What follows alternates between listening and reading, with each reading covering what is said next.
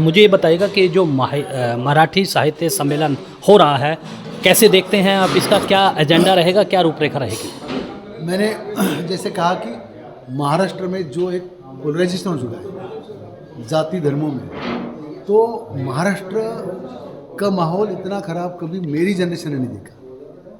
तो उस माहौल को ठीक करने के लिए एक जो प्लेटफॉर्म होना चाहिए, व्यासपीठ होना चाहिए, वो सबसे बड़ा व्यासपीठ आज के डेट में है साहित्य सम्मेलन।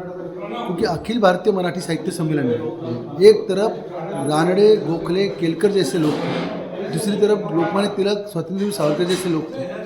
तो तीनों परंपराओं को इस सम्मेलन के व्यासपीठ से बाहर लोगों में गया है मैसेज। तो इसीलिए हमने यहाँ दिल्ली में इस सम्मेलन का आयोजन करने के लिए हमने पूरा कर। क्लासिकल लैंग्वेज का दर्जा मिला है मराठी को, इसके बाद ये सम्मेलन हो रहा है, क्या असर देखते हैं? किस तरह का रिस्पॉन्स है?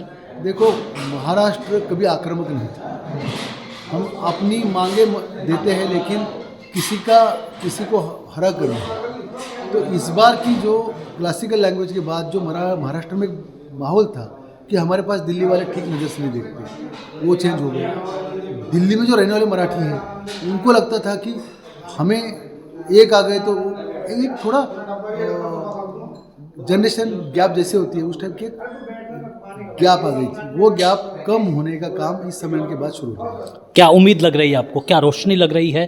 क्योंकि अभी शिंदे साहब को जब शरद पवार जी ने अवार्ड दिया तो उस पर भी सवाल खड़े हो गए, तो एक विश्वसनीयता जो है नेताओं की, उस पर सवाल उठ रहे हैं। महाराष्ट्र की खूबसूरती यही है कि यहाँ हर दो, देखिए एक बात मैं कहता हूँ, एक बार लोकमान्य तिलक को मिलने के लिए गांधी आए थे, तो नचिम केलकर नीचे खड़े हुए थे। नचिम केलकर ने गांधी को कहा, at the end you reach at your enemies place.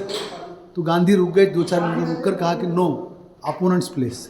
तो अपोनेंट जो होता है वो दुश्मन नहीं होता है। ये महाराष्ट्र का 50-60 सालों से ज़्यादा एक कल्चर रहा है, और वो वही कल्चर है। महाराष्ट्र के बाहर महाराष्ट्र एक है, चाहे वो हमारे धर्म, जाति, पक्ष अलग हो, हम एक हैं।